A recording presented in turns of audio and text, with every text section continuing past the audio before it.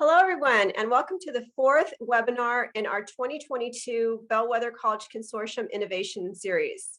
On behalf of the consortium, I'm pleased to welcome our guests from Houston Community College. It is a delight to have these innovators present Celebrating Entrepreneurship, the Foundation of America's Economy. This submission won this year's Bellwether Award in the category of Workforce Development.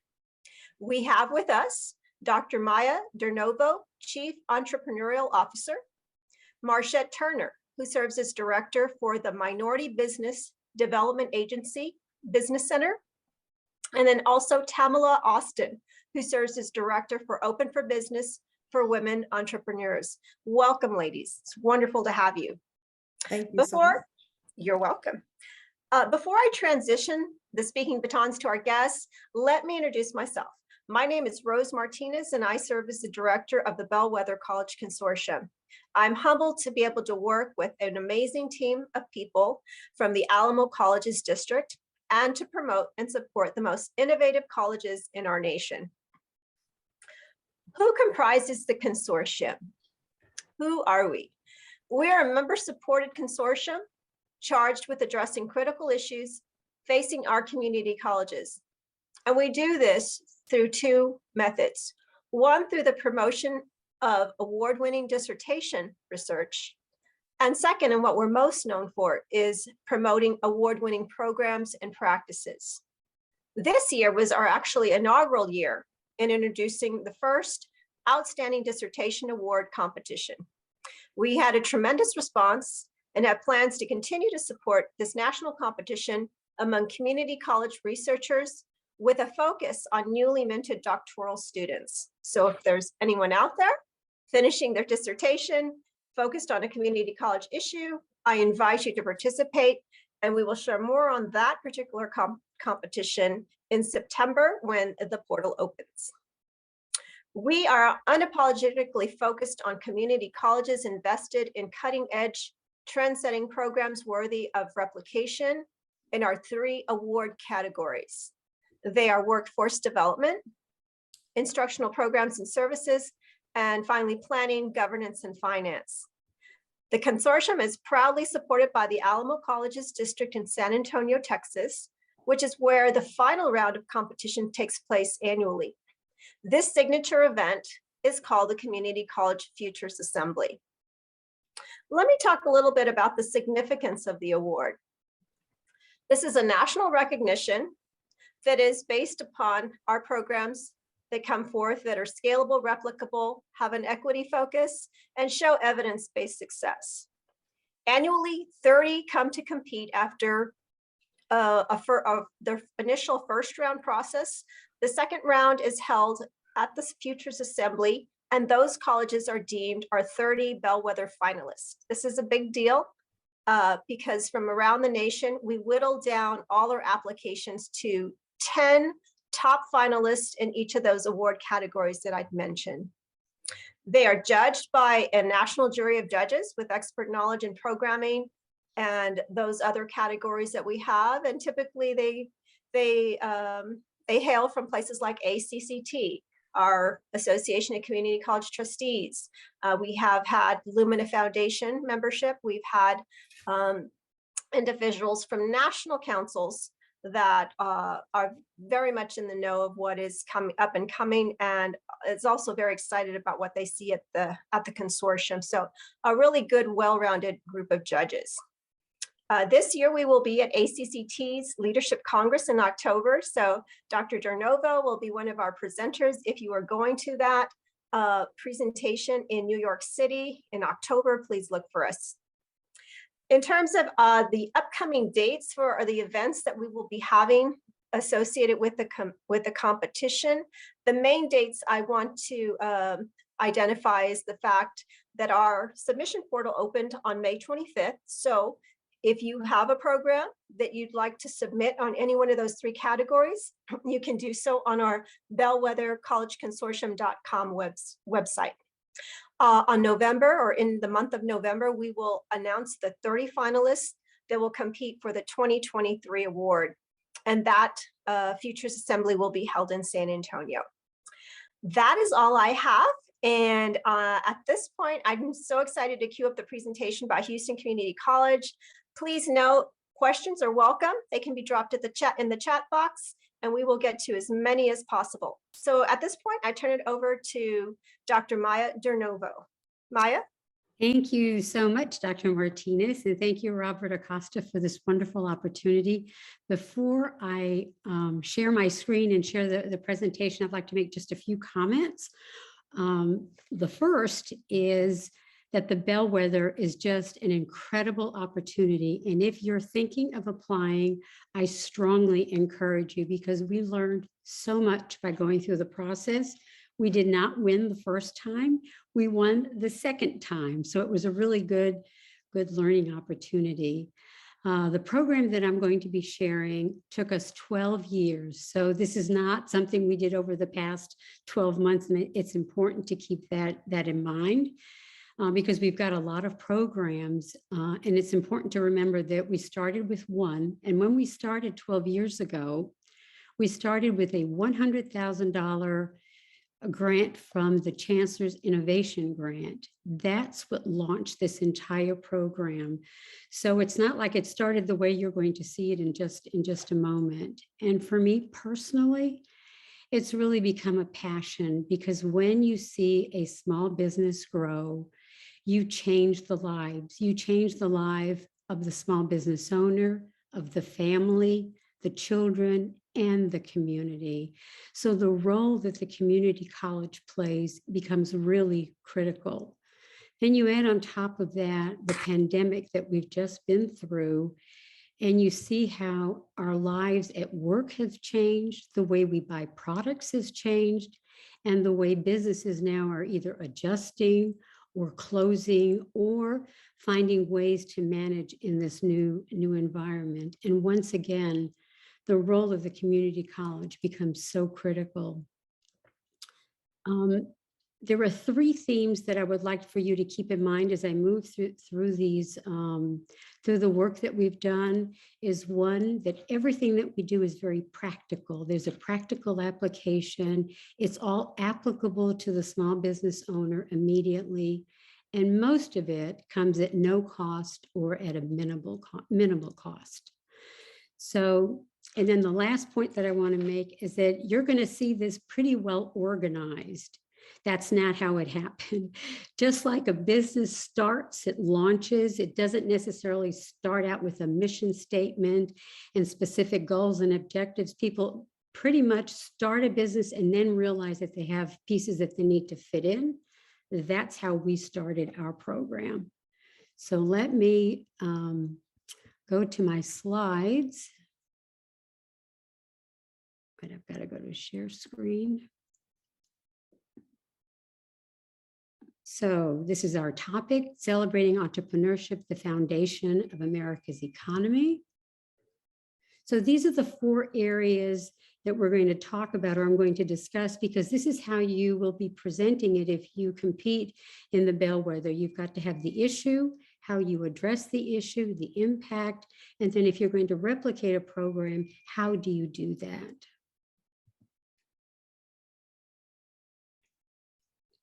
So our issue, of course, is small businesses, which is the lifeblood of the American economy. We've got, the number that I'm using there, 31.7 small businesses, that was in 2020. Right now, the number is 30.7 million businesses because so many of them have closed as a result of the pandemic.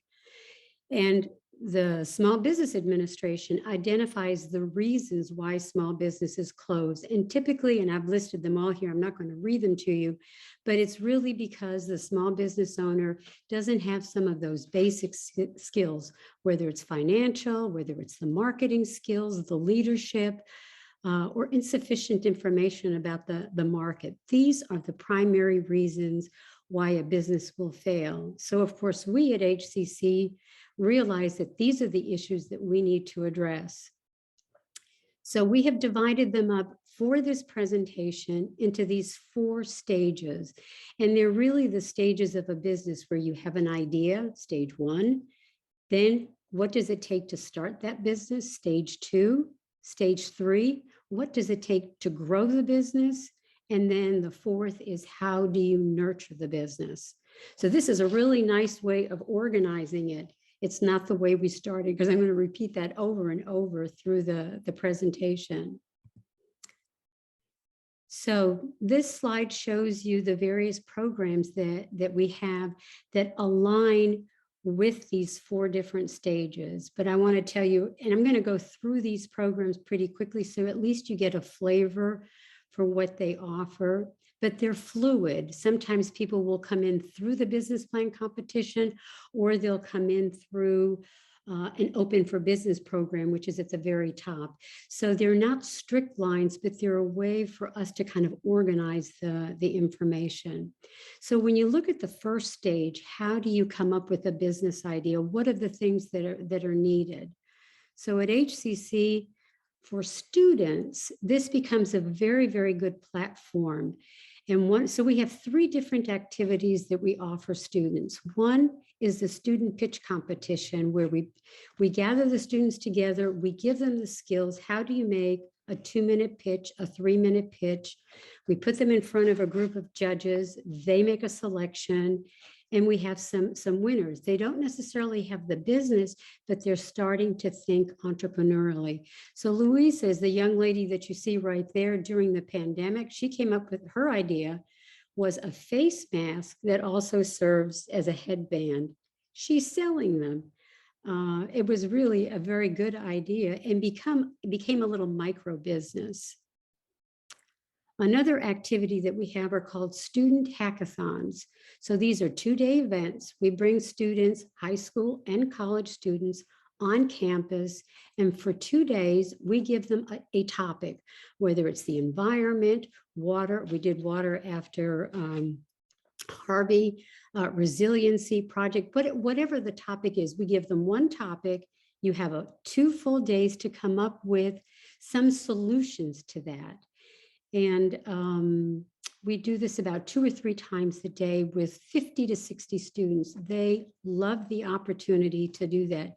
Mohammed was the winner. So we do have a little presentation at the end. Mohammed was the winner, and his idea was he developed a robotic arm that could deliver products over the air. And it's actually, he just submitted a patent for it. Not that we're necessarily interested in the students starting a business, but it's about thinking entrepreneurially, thinking in problem-solving ways. And this is the student apathon. This is something we developed actually during the pandemic. Students were sitting at home. How could we get them engaged? So we came up with the whole idea of doing an apathon while students are sitting at home. And what can you create? We gave them some of the skills. Again, they spent an entire day on it.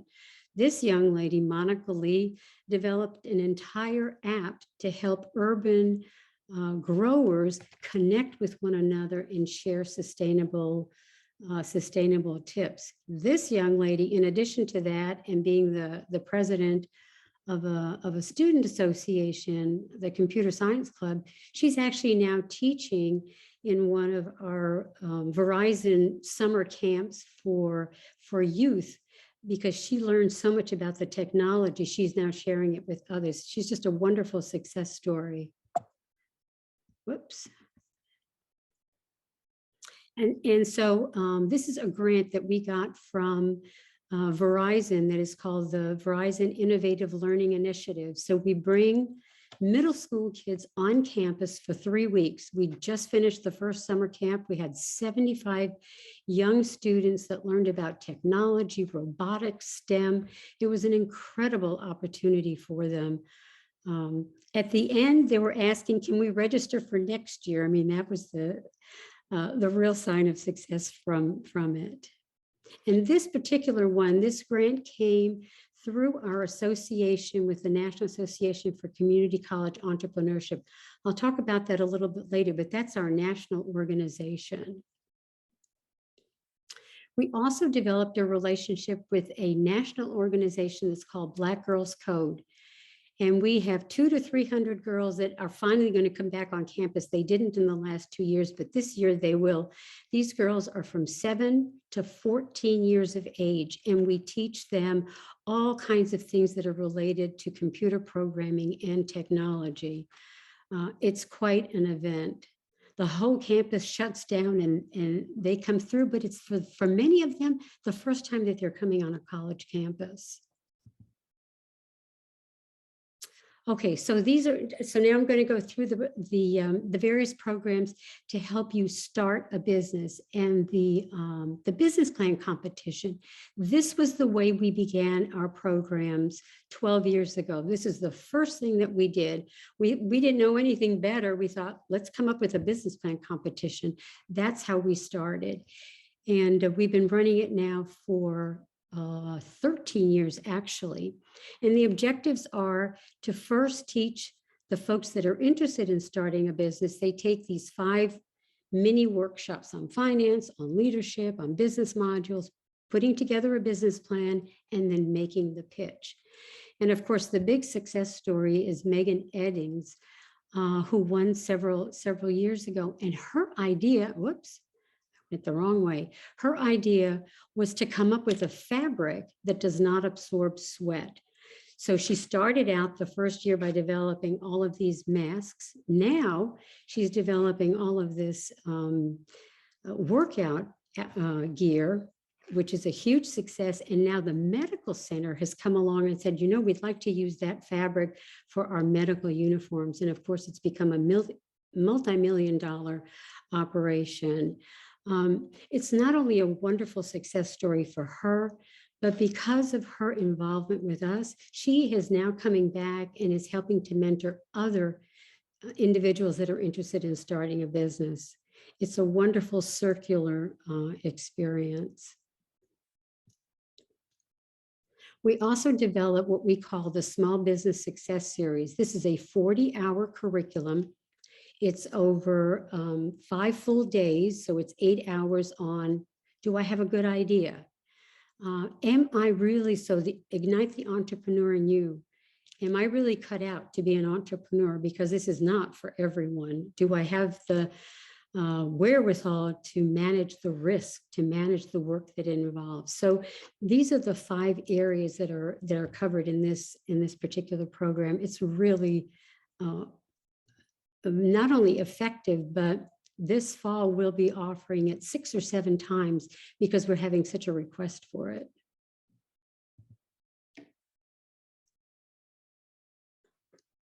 During the pandemic, we developed a digital academy for micro-entrepreneurs. Micro-entrepreneurs that's a 1-person operation or a 2-person operation. And what we realized with these micro-entrepreneurs, that if they did not have the digital skills to promote their business online or have a website, they were going to fold. This particular program was funded by Capital One. They came along for year number 1 and gave us $12,000. So we did this both in English and in Spanish. We had 20 micro-entrepreneurs doing both sessions. All of them survived the pandemic. Why? Because suddenly they realized how they could promote that business, because they did not have necessarily a storefront. Some of them did, but that storefront closed during the pandemic. How were they going to promote it? They developed a website, and then they learned how to do the social media, how to send out those e-blasts. The second year, the Capital One funded it. They gave us $50,000. And that particular program, we also hired, because we built into that budget, we hired some community college and some university interns. These are interns that are specializing in business, in marketing. So they were able to work one-on-one with that business and help them out. That turned out to be very lucrative, because some of these interns ended up working for those businesses. So we also do a lot of things bilingually, just because there's a very large Hispanic community here in Houston. And we're able to do some things in English and in Spanish. So this is just a list of those particular programs. I'll talk about that in just a moment. And then we've also started doing programs for women. And in 2018, we received a very small grant from the Texas Workforce Commission. We got $23,000 to host a conference. And that's a photo at the bottom there of about 200 of the women that attended. We actually had 375, but we knew that when we did this particular workshop, that there was a market out there to help women entrepreneurs. And it was really on the basis of this grant that we were able to get another one from Wells Fargo. And the Wells Fargo grant, we deliver programming both in English and in Spanish. So we did one program a year ago at the Mexican consulate. And this young lady that you see right here, Diana Rosas, she has her own clothing line that she was promoting. She had never given a pitch. We taught her how to do a pitch. She presented it, and she, we gave out a little bit of a door prize. She won first prize, and she developed how to promote her business digitally, because she had no idea how to do that. Her business now has almost doubled as a result of that.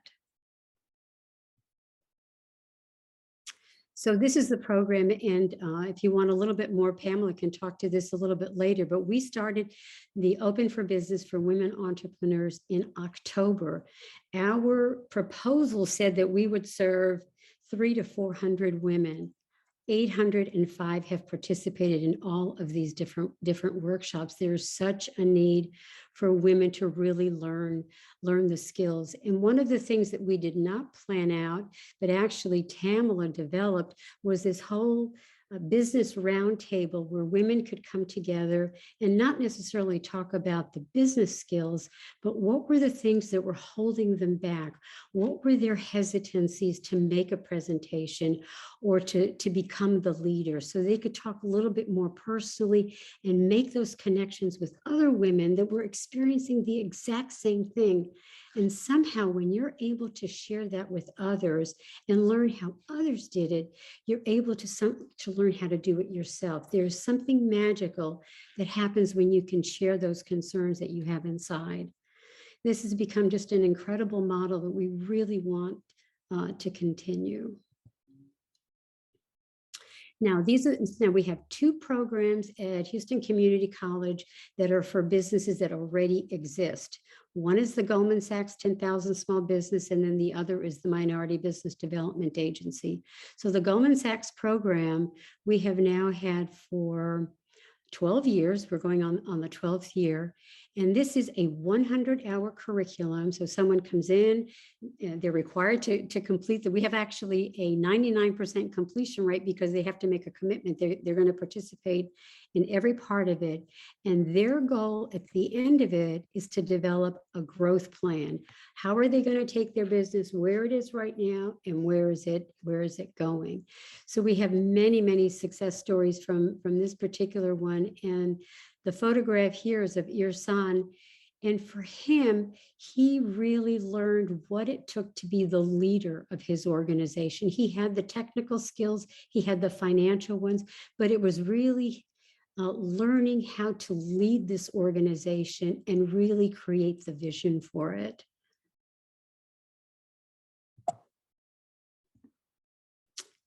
And then this is the program that Marchette Turner leads. It's the Minority Business Development Agency. This is a grant from the Department of Commerce. And the goal here is to help a small minority-owned business access contracting and financial opportunities, because that's what leads to growth. So in this particular case, the example here is Rogelio Pombral, who was able to get a $3.2 million contract. This was actually at the airport. His business in 1 year grew by 30% just by getting that one contract. I'm going to show you the impact of this work in just a little bit, but this work that we've had over the last 8 years has really made a dramatic impact on the minority small business community here in Houston. We also have the corporate college, and the corporate college operates a little bit differently because they actually will go into a larger business and deliver training that is really targeted for that particular small business. So the sexy example that we like to use is the National Business Association and the Rockets that were able to get conscious inclusion training for all of their employees, from the players to the executives to the staff. In this particular program, because it's taken a very much of an entrepreneurial approach, is now meeting its metrics, meaning that it generates enough revenue to meet the cost of the staff. They also access a lot of Texas Workforce Commission grants because those grants can help businesses with the training needs. So the grant will come along and pay for the actual instruction of the training. And then I don't know how many of you are familiar. We have a celebrity here in Houston who is Mattress Mac. He is known. You see him constantly on TV. He has a huge furniture store, and he is a millionaire. He does enormous amount of philanthropic work here in Houston. But what he discovered in his own business, that his sales folks really did not have selling skills. They really did not know how to listen. So he came to us and he learned about all of the entrepreneurial work. And he said, do you think you could put together a program to help my staff learn how to sell? And we said, absolutely. So we came up with the Mattress Mac School of Selling that has been a huge success. Mattress Mac will frequently come into the class and put his personal touch on it. But this really is teaching all businesses how to really be a good listener, to hear what the customer needs, and then how to develop that relationship. And Mattress Mac was very generous in funding this, the training of it and the delivery of it. So now I'm going to talk a little bit about the impact of these programs. So if I go back to the seed programs, those programs where you're looking at ideas. So when it comes to students, we have touched, actually today, the numbers closer to 1,500 students have come through our various programs. We have 56 students that actually started a small business, and a lot of them have gotten cash prizes through the pitch competitions that we offer. And then when you look at the business plan competition, the thing that we started at the very beginning, we've had 571 small businesses come through it.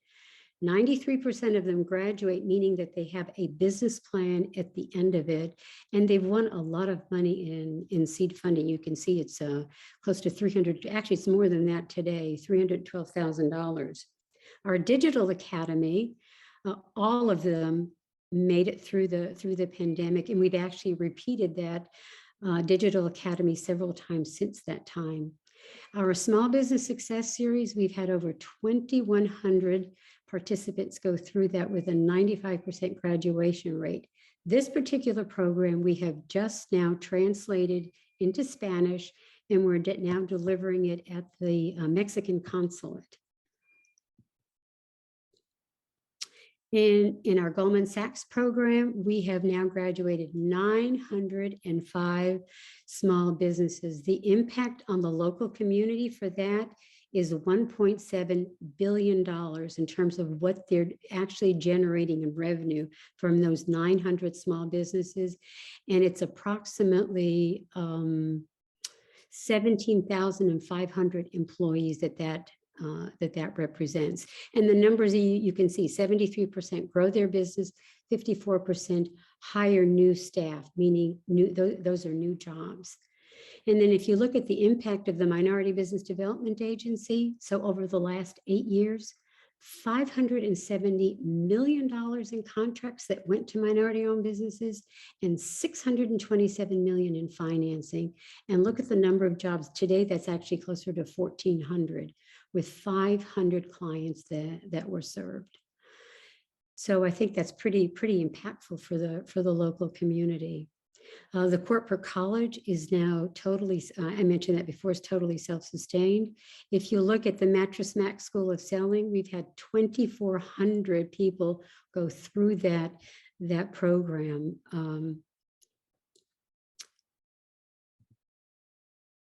So one of the byproducts that we were not expecting were alumni associations. So the Small Business Success Series, after the participants left, now they want to come back and they want to reconnect. So we've created alumni associations because this is an opportunity for the small businesses. They go back out, but they come back and we give them workshops to help them stay updated on things that are changing in the economy. They share best practices. They do a lot of networking, and they do business with one another. No one was expecting, especially when we started with the Goldman Sachs program, no one was expecting that the participants would start doing business with one another.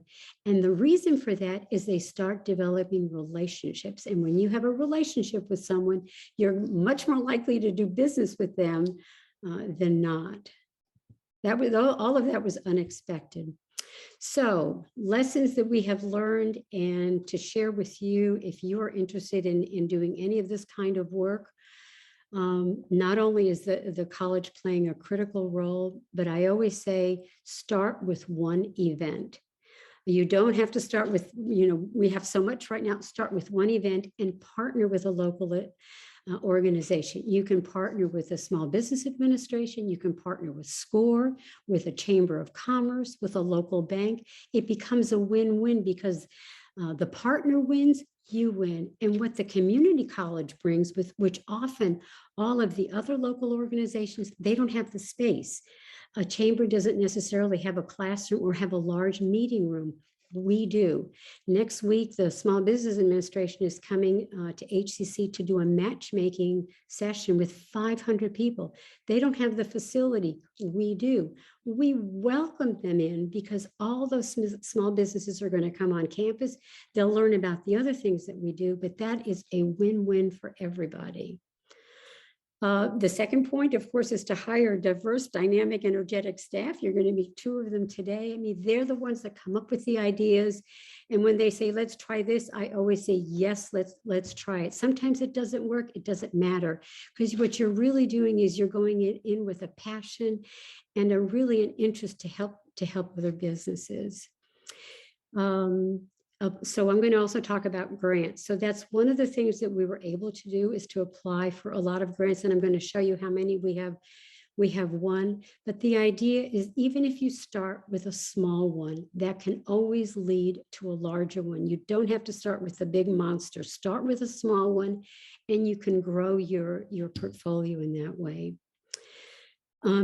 The fourth is inviting business experts on campus. So one of the things that we did at Houston Community College, we have a thing that's called Entrepreneurs in Residence. These are typically retired folks.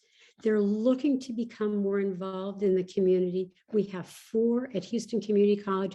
They work full-time and they lend their expertise, their time, their energy, and often they're the ones that come up with ideas. So they become like a member of the team. And then the 5th, of course, is to partner with we have 36 partnerships with chambers, with economic organizations here locally. And then, of course, join the National Association for Community College Entrepreneurs. That is a wonderful organization. We meet with them. We go to their annual conference, and that's where you also pick up lots and lots of ideas and learn about what other colleges are doing, and then implement them yourself. People in this community are very eager to collaborate and work together. So here is a picture of the staff. So 4 of these folks, Austin Tenet, Kimberly Penn, Ned Mueller, and David Regenbaum, those 4 are entrepreneurs in residence. So those are unpaid volunteer positions. You're going to meet Tamala and Marchette shortly. They run the Open for Business, and Marchette runs the MBDA Business Center. Kimberly Burrows runs our Goldman Sachs program. And then we have 3 centers for entrepreneurship. Susie Molina is at the Southeast College, Sandra is at the Northwest, and Ravi is at the Southwest. And Jennifer Holmes runs our corporate college. So from a college perspective, they're only really paying full-time salaries for 4 of us. The others are grant funded or they're full-time volunteers. Some are from a financial standpoint. The college administrators, they like this format. So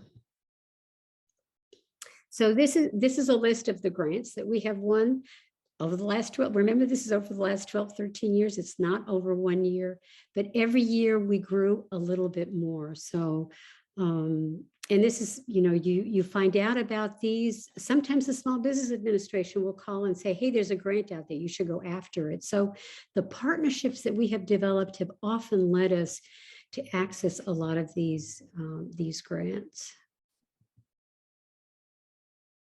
And then this is our mission statement. So we came up with this mission statement probably 2 years ago. We did not start with this. And I think it's important to point that out. So really our goal really is to help entrepreneurs start and grow their business, to bolster the economy, create jobs, and really serve this entire diverse community, which includes minority-owned businesses, micro, veteran, women-owned businesses. And I'm going to add on here the LGBT community, because this really is about being inclusive. So today we have served approximately 8,700 small businesses, give or take a dozen. And we're proud of the impact that we make. I think all of us do this as a labor of love. So I think I've come to the end. Those are our resources, Tamala and Austin and Marchette. I don't know if you want to go to questions and answers, or you want to hear from the 2 of them, however you would like to format it from here. Sure. We have about 20 minutes. That was excellent. Thanks for the thorough nature of that presentation. If anyone has any questions, we can take them at this time. So I'll give a minute or 2 just to see if we have anything in the chat. And as we're doing that, I did have a question as I was listening. Can you describe what is the topic that's weaved through most every program, at least for the small business creation and sustaining of that program? Is there one thing that you just say, if you're going to start it, it's really important to include this piece? I would say there are 2 pieces, finance and marketing.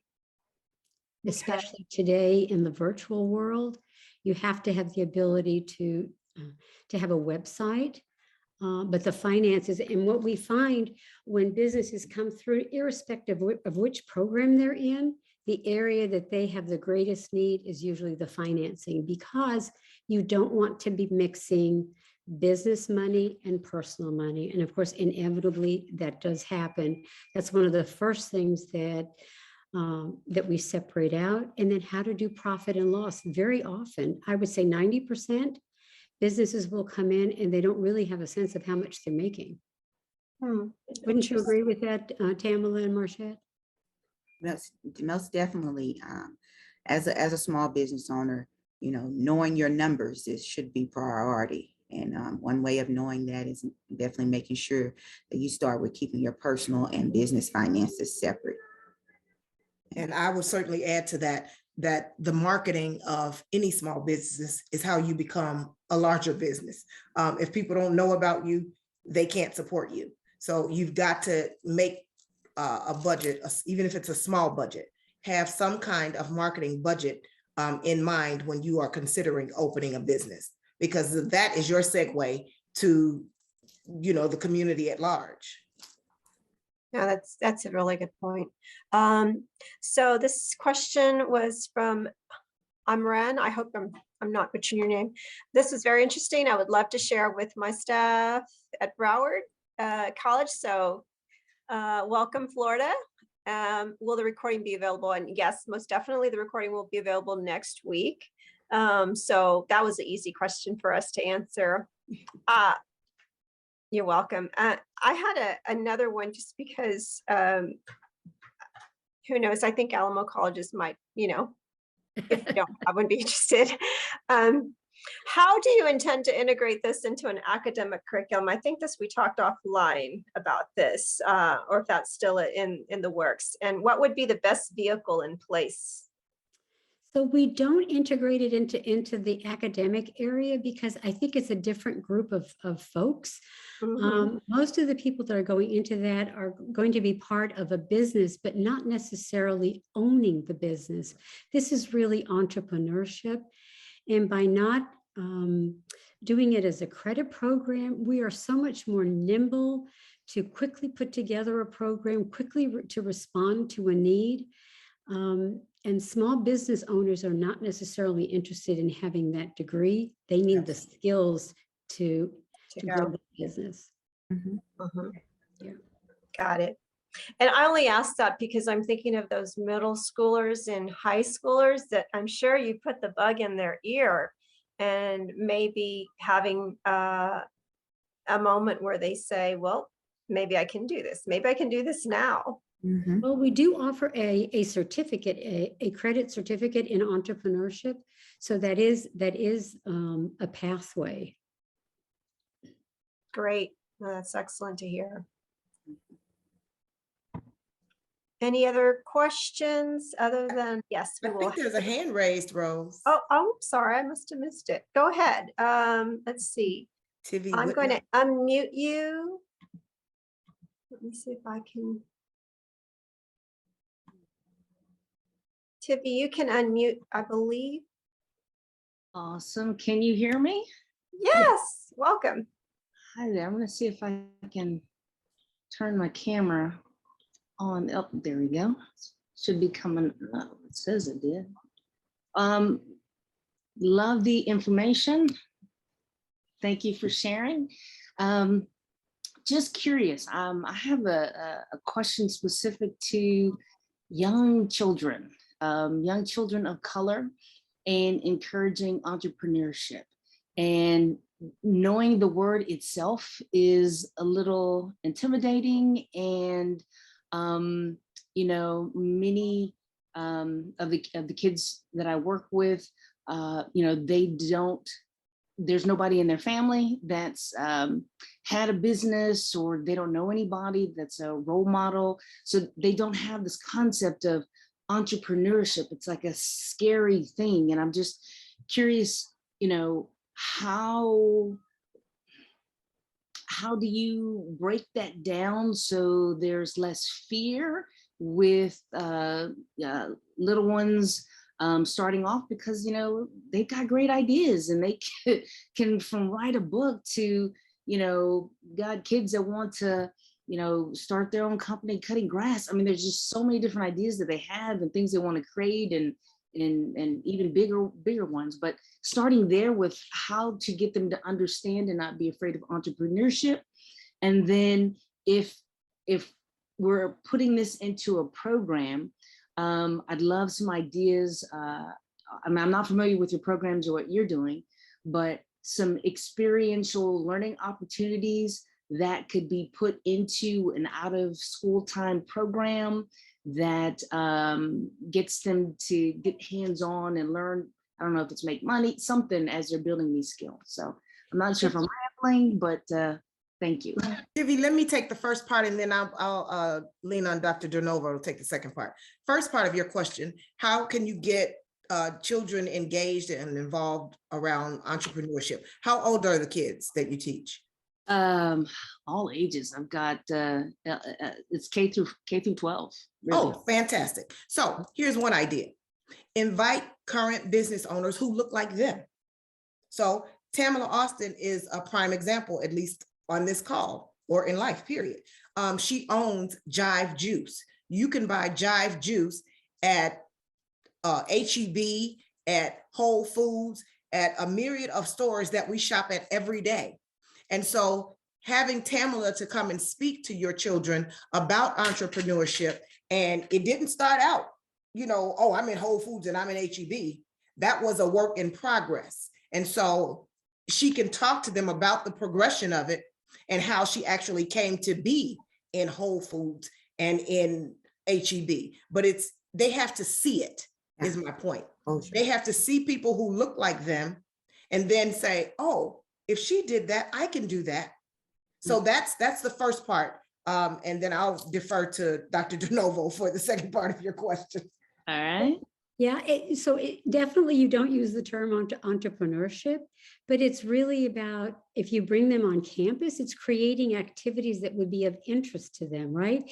And maybe you talk about problem solving, or you talk about some kind of technology. So what is it that interests them, and kind of follow their what they're engaged in, and then you start introducing things that would be applicable for that, right? So if somebody's interested in mowing the yard, well, how much do you think you can make doing that? What are you going to charge? And during what time of the day are you going to do that? How are you going to keep track of your money? I mean, so it's you can do all of the elements of a business without even defining it as a business, right?